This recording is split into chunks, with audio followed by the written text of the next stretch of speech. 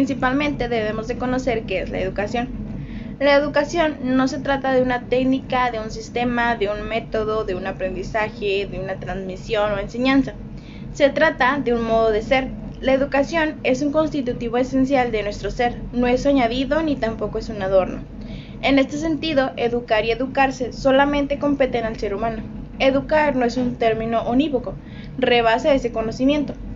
Educar tiene una pluralidad de sentidos, mismos que tienen que ver con la vida, con el pensamiento, con la cultura, con el quehacer y finalmente con el ser. La educación no tiene un sentido individualista, sino eminentemente social. Según Gamber, la educación no depende de un programa, de un plan preestablecido, de la imposición de un paradigma, lo cual viene impuesto desde fuera, sino de un desarrollo de un comportamiento natural y conocimiento en el que la interrelación juega un papel fundamental. En sus propias palabras, la educación es así un proceso natural que cada cual acepta siempre entenderse entre los demás.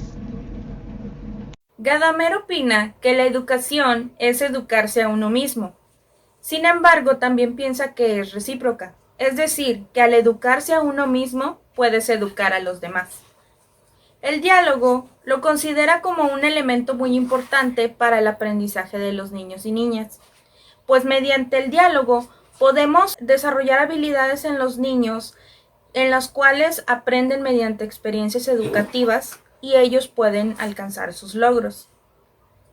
La convivencia humana es un factor determinante para la educación. Gadamer también sugiere que si aprendemos desde el interés, cualquier tecnología no consistirá en un desafío.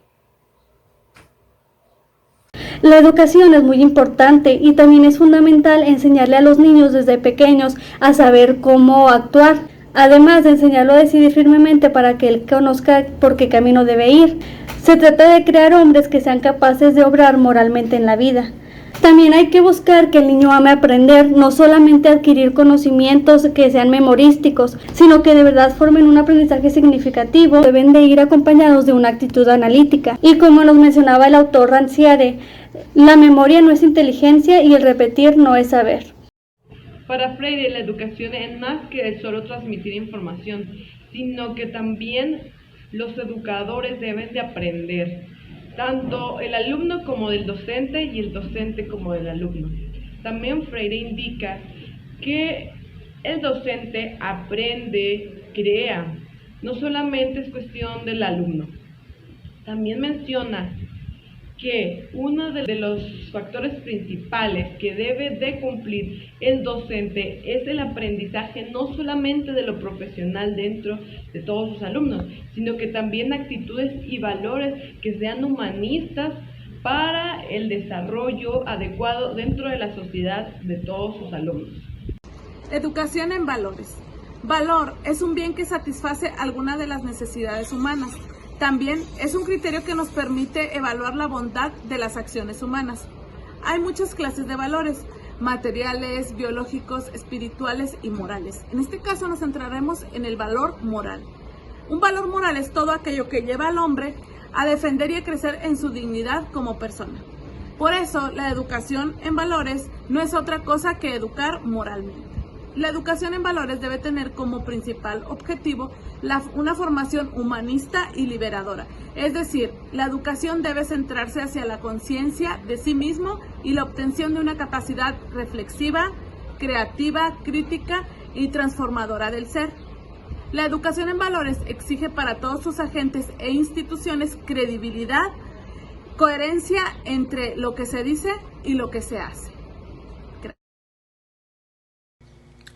Crisis se opone definitivamente a toda permanencia y estabilidad. La crisis es una búsqueda de sustitución de aquello que ya no tiene sentido.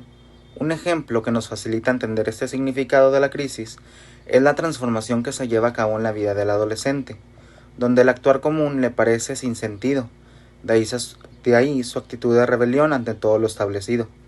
El problema se presenta aquí cuando no se ve el periodo de la adolescencia como un paso natural, y no se sabe cómo afrontar esta actitud, que se puede pensar que de este desconcierto es el que transcurre de la vida del adolescente. Saber que está en crisis es un descubrir de un cúmulo de posibilidades que le abren una dimensión novedosa y provechosa para su vida. El no percatarse de ello y el enfrentar el momento lo conduce a un estancamiento de pérdida de sentido de la vista. El autor Ramos condiciona toda misión del juicio valorativo a la existencia de valores absolutos y puros. Es decir, sin este sustento ontológico, nuestros juicios valorativos carecerían de sentido, porque como podemos juzgar valorativamente algo sin tener como referencia el valor que nos sirva de paradigma para el ejercicio de este juicio.